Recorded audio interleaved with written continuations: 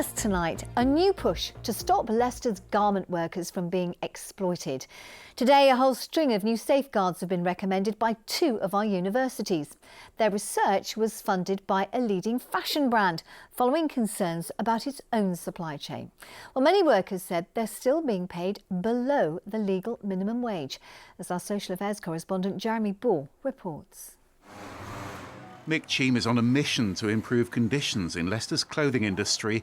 For years, he's been raising concerns about exploitative competitors, backstreet factories which undercut him at the expense of their workers' rights. If somebody around the corner is paying, we've heard stories of £3 an hour, then it's more of an obstacle for us guys to, convince retailers that, look, this is the price, and to convince the public as well. Here, investigators found workers sleeping on a factory floor. Now, a survey of Leicester's textile workers has found many don't get holiday pay or even the minimum wage.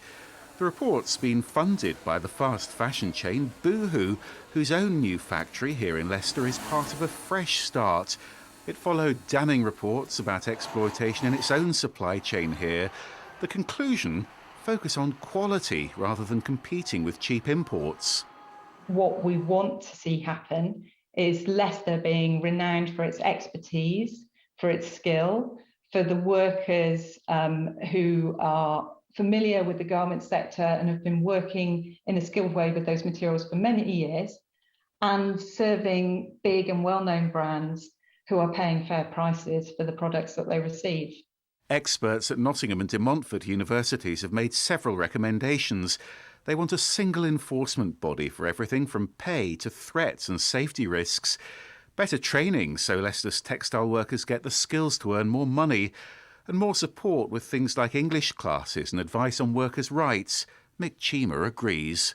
Leicester has got such a brilliant textile industry here. We've got clothing manufacturers, we've got print houses, we've got fabric knitters, we've got knitwear manufacturers, we've got so much. And above all of this, we've got such a highly skilled workforce that isn't valued. This is all about levelling up Leicester's fashion industry. But for the big brands and customers, that'll inevitably come at a cost. That's it, isn't it? It's all about cost. And do you think that might actually deter people from doing things more ethically? Well, it's clearly going to make it difficult, isn't it, to compete with cheap imports. But what they're saying here, I think, is that Leicester needs to do things differently. So less piling it high, selling it cheap, a bit more focus on the quality, on the skills, and on getting orders to people more quickly. Now, Mick Cheam reckons they've got a real advantage here because so many people want fast fashion these days. And of course, it takes a long time to ship an order from a country like China. So he's already working with brands like ASOS on this. And he's pretty confident that Leicester's fashion industry does have a bright future.